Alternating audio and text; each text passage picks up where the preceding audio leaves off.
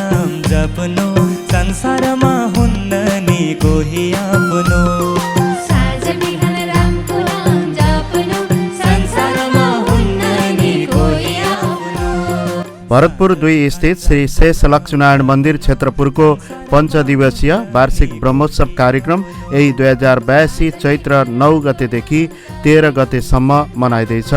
साथै श्रीराम नवमी महापर्वको पावन अवसरमा यही चैत्र 13 गते बिहान 7:30 बजे मन्दिर परिसरबाट रथयात्रा सहित नगर परिक्रमा शहीद चोक पुलचोक हुँदै पुनः मन्दिरमै पुगी समापन हुने कार्यक्रम रहेकाले ब्रह्मोत्सव तथा श्री रामनवमी रथयात्रामा सहभागी भई पुण्य लाभ लिनुहुन सम्पूर्ण भक्त भागवत वृन्दमा हार्दिक निमन्त्रणा गर्दछौँ।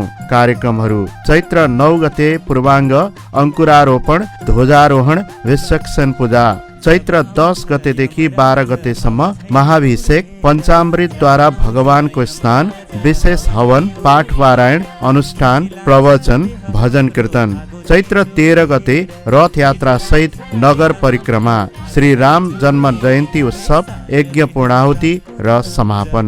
अध्यक्ष स्वामी श्री 1008 पद्मनाभाचार्य, श्री शेष लक्ष्मीनारायण मन्दिर क्षेत्रपुर चितवन।